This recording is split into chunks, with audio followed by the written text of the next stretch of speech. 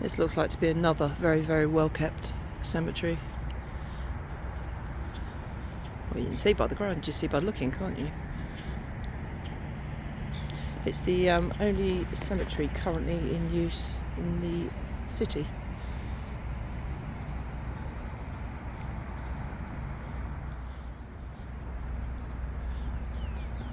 And the Trinity Church Cemetery and Mausoleum are listed on the National Register of Historic Places.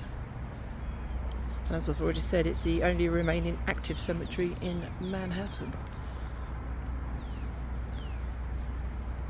Wow.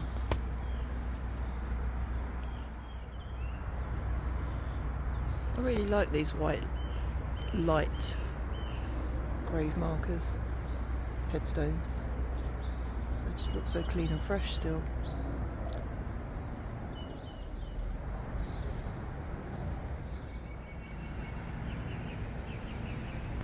Interesting.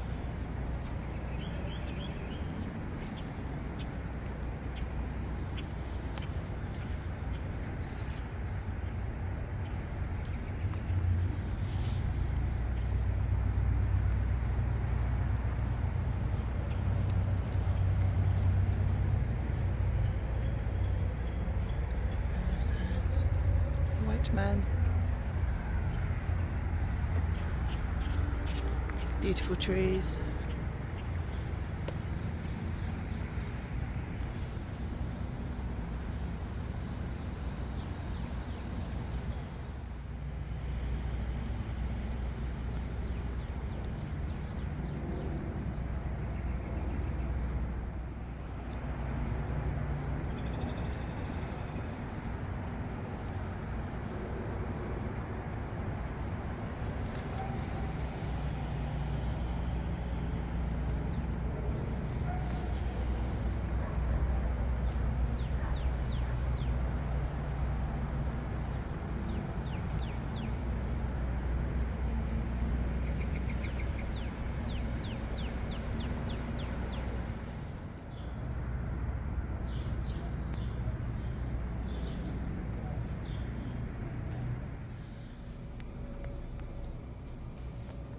So I'm at the Trinity Church Cemetery and Mausoleum in Manhattan, New York City.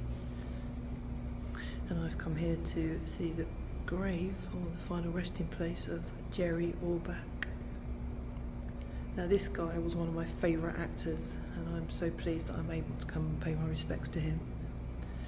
I loved him in mainly for Law and Order, of course, but I've also seen him in several of the Murder, She Wrote episodes. But his career started on the stage, on and off Broadway.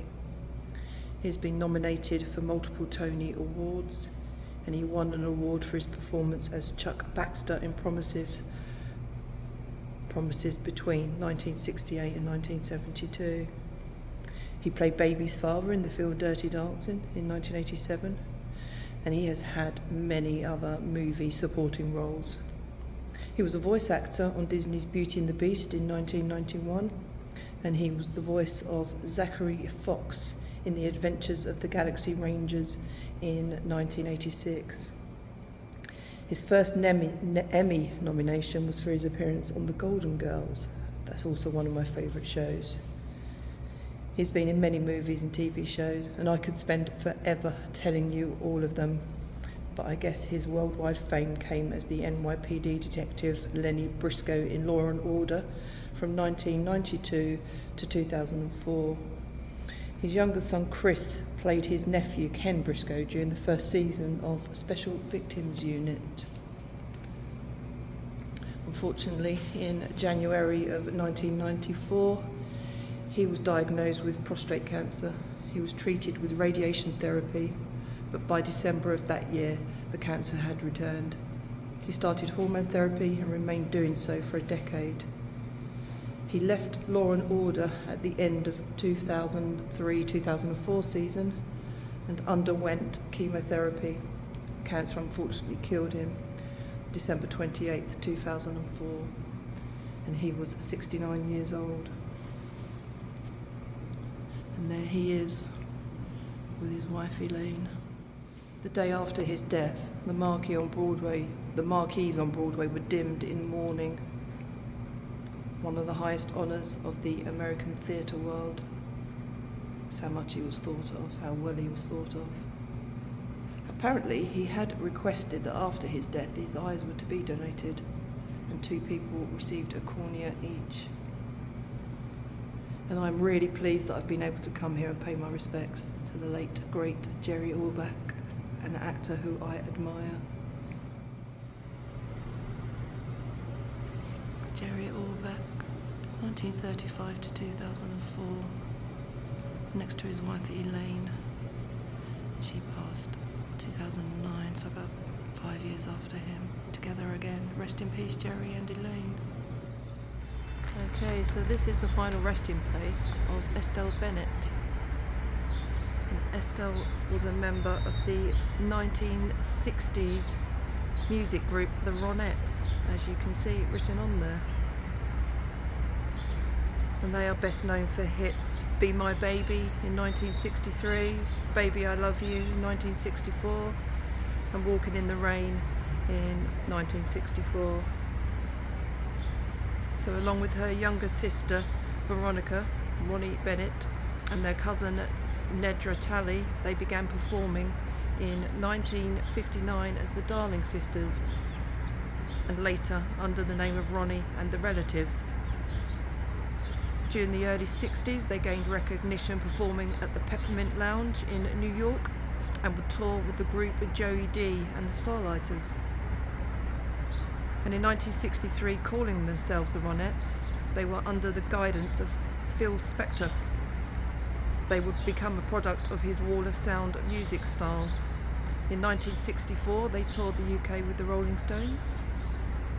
And among their other hits, The Best Part of Breaking Up, Do I Love You, both in 1964.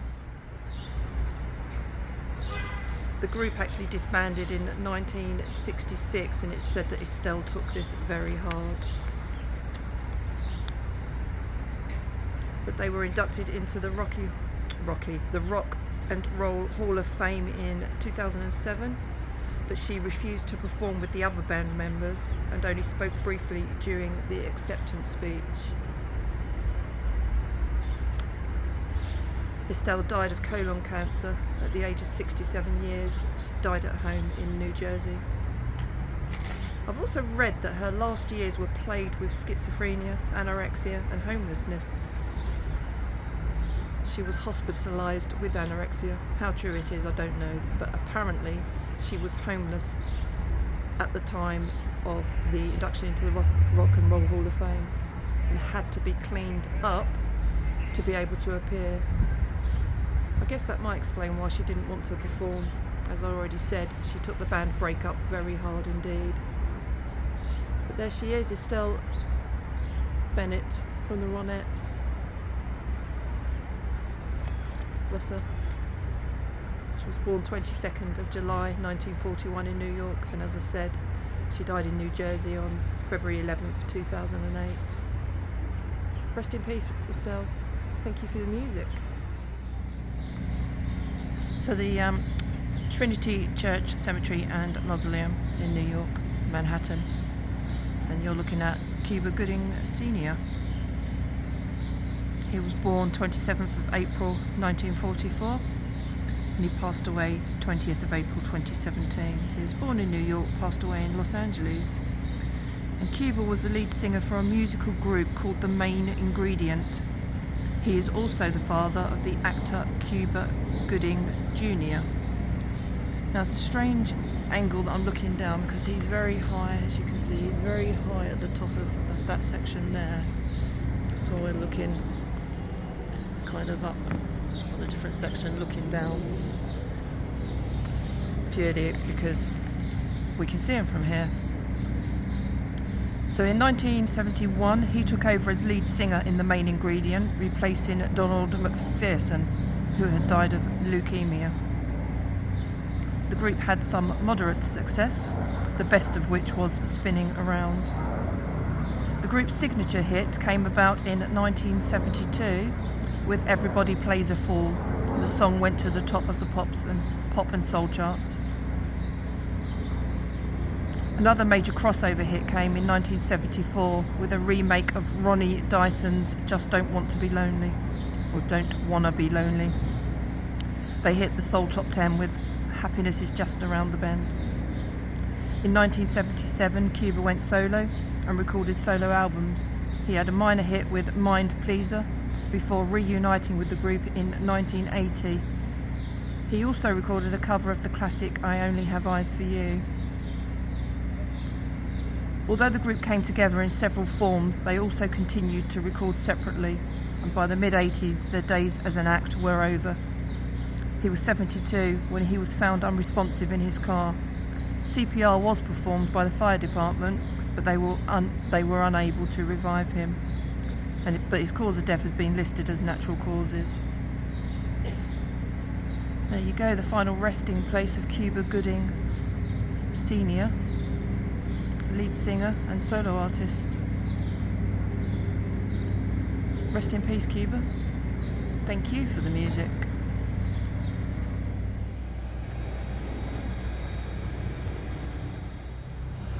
I'm just having a general walk around today. I have come to see a few particular graves,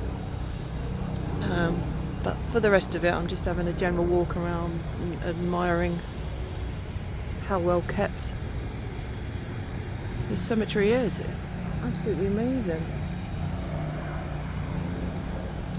If a cemetery can be absolutely amazing, I know I'm a little bit weird when I get excited about being in graveyards and cemeteries, but you know, I like to learn a bit about these people, really, that paved our way in history. Wondering how they lived their lives, what they did.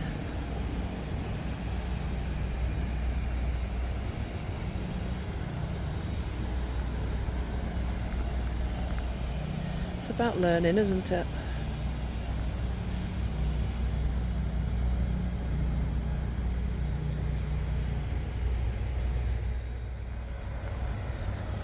So just over that wall is the riverside. It's an absolutely beautiful place.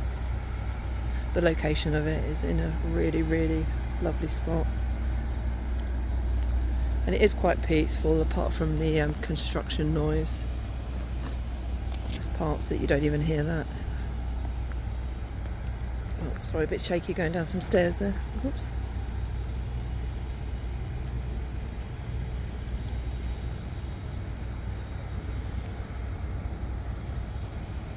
So nice.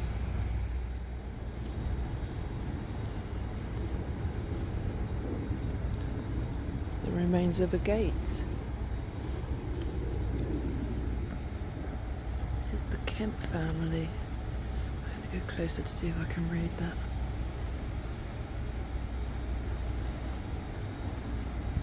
That one is in memory of Stephen H. Tyng or Ting Jr. and Juliet Kemp Ting, 1897 to 1918, in the service of his country. Oh wow.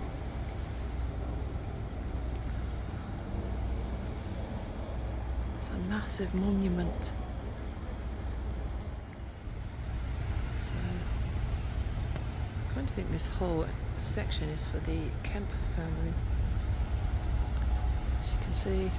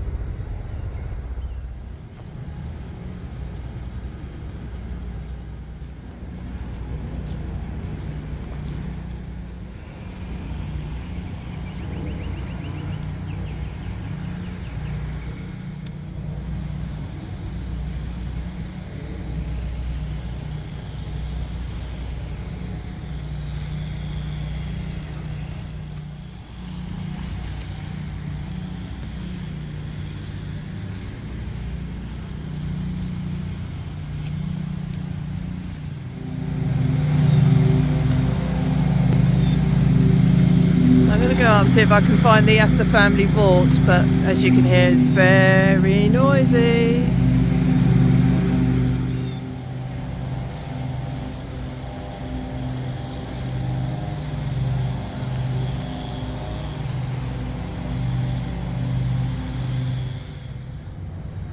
So this is the Astor family vault. William Astor is obviously mentioned there and on the other side of it. But the Astor family were a wealthy American family whose fortune was initially rooted in the fur trade. They expanded to real estate investments in New York City, and the family were at the centre of the upper New York society. I have read that some of their fortune was partly founded on drug smuggling. This was in around about, I don't know, the 1800s, when John Jacob Astor I became involved with China and opium smuggling. Just go back up the stairs to show you the other side.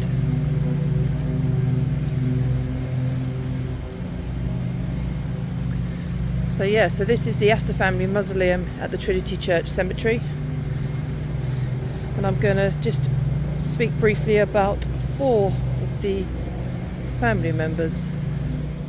So you'll have to excuse the background noise. Obviously it's a working cemetery and they need to keep the grounds nice, and that's what they're doing at the moment, trimming and mowing the lawns.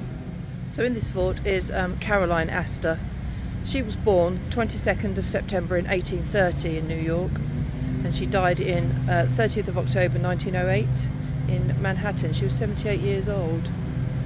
Caroline was a socialite, and she was the daughter of a wealthy merchant family whose ancestors were among New York's first Dutch settlers. She married William Backhouse Astor Jr. in 1853. So she is in this mausoleum. They're calling it a mausoleum, but it's a family vault, effectively. William Backhouse Astor Jr. He was born 12th of July 1829, and his death was the 25th of April 1892. This is impressive, this vault. And he died of an aneurysm in 1892 whilst he was in Paris in France. So he and Caroline were parents to 5 children, and one of her sons was John Jacob Astor IV. In 1892, William Astor died, leaving John Jacob Astor IV the richest man in America. We've got helicopters and all sorts above us. So I hope you can hear me, because this is quite an interesting family. To me anyway. I mean, you may not think so, but I do. So in 1893, after William died, Caroline and her son moved into a double mansion at 840 5th Avenue in 65th Street, or at 65th Street. Unfortunately, in 1905, Caroline fell on her staircase and broke her hip. She was 75 years old. After the fall, she was confined to a wheelchair, and she died 3 years later in 1908. Caroline's funeral was held at her 5th Avenue mansion, and then she was entombed in the Astor family vault. So let's talk about John Jacob Astor IV. So he was born 13th of July in 1864 in New York, and he was an American businessman and disaster victim. He was the millionaire that was killed in the sinking of the Titanic. So he died on the 15th of April 1912. He was only 47 years old.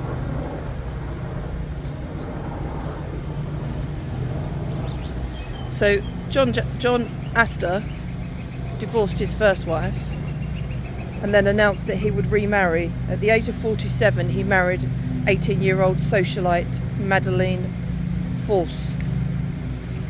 There was a lot of controversy over their 29-year age difference. Maybe back then it was different, I don't know. His son Vincent did not like Madeleine, but despite that, he was best man at the wedding. John and Madeleine took an extended honeymoon in Europe and Egypt in the hope that the gossip would calm down. They would turn into New York on the RMS Titanic. They boarded the ship on April the 10th, 1912 at Cherbourg in France, and along with some of their servants and their dog Kitty. And of course, we all know that the liner hit an iceberg and sank off the coast of Newfoundland on April the 15th, 1912. Unable to join his pregnant wife in the lifeboats, he was last seen on deck. John's body was recovered a week later, and he was identified by his belongings. The theory is that he was in the water and was killed when the first funnel fell and crushed him and others. John's funeral was held at the Church of the Messiah in Rhinebeck, and his body was then entombed here in the Astor family Mausoleum at Trinity Church Cemetery. Madeline, his widow, gave birth to their son in August 1912, and she named him after his late father.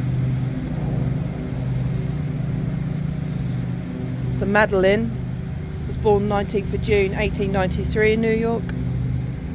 She died the 27th of March 1940 in Florida. So effectively, Madeline was a Titanic survivor. So after John was killed in the Titanic disaster, Madeline remarried in 1916. And as a result of her remarrying, she lost all of the fortune that she had inherited from her late husband. She divorced that person after 15 years in 1933. That same year, she married a 26-year-old Italian boxer, and she was 40 at the time. They were divorced 5 years later. There you go, the Astor family, a very, very well-known, prominent family in the area. And as I've said, this is their family vault. And I really wished I could go down there. But I shall pay my respects from up here. The Astor family.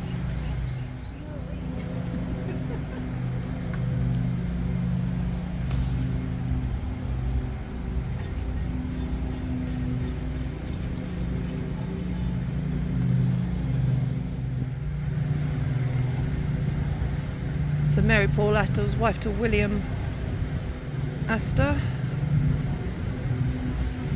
1858. I can't see read the writing properly on that. I might be able to see it later. And then John Rudolph Astor, born November 28th, 1881, and he passed away December 27th, 1881. Oh bless, he was only young. There's some more Astors there. John Jacob Astor, 1822 to 1890 by the looks of it. And unfortunately I can't read that one, but we might see that. So the Astor family are here, and also family vault there. So 2 sections.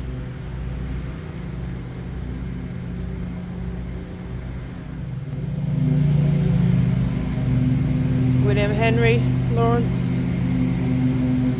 died in 1818, 1896 there, 1870.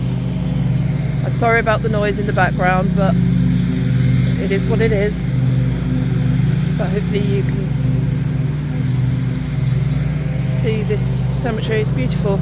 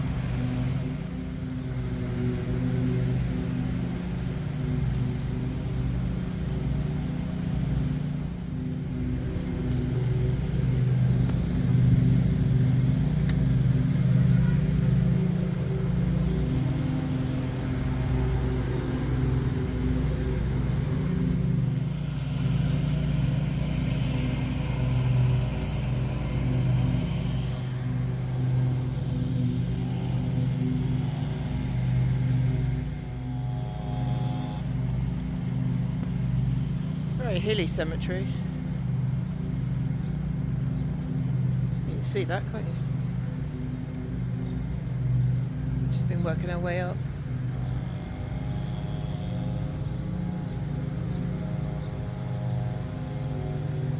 Captain Charles P. Faring, 1888, 1927. Rest in peace, Captain. Thank you for your service.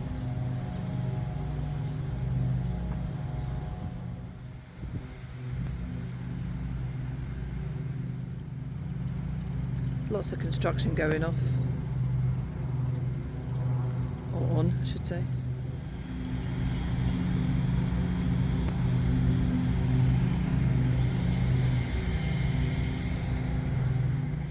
So I've managed to bypass all the construction work because as I said, part of the cemetery is actually closed off. So we've walked around the outside because I wanted to come up here to see the grave of Alfred Tennyson Dickens.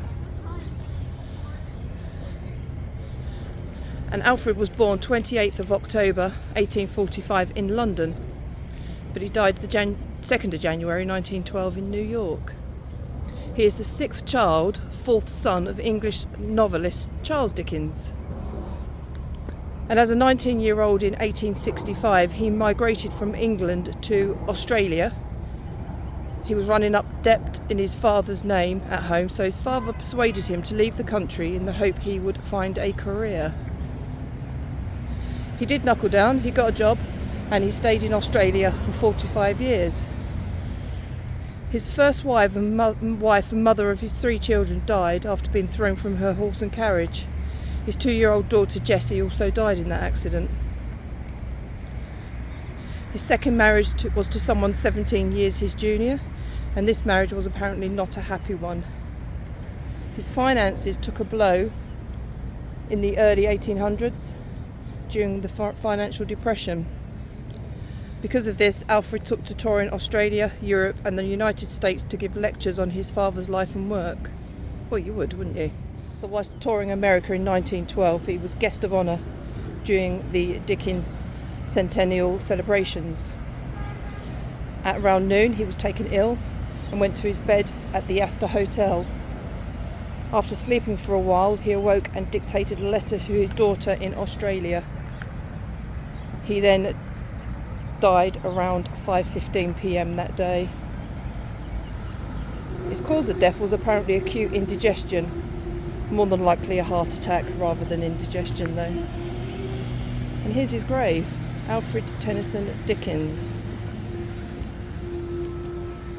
son of Charles Dickens, 1845 to 1912. Long way from home, Alfred. Long way from home. Rest in peace.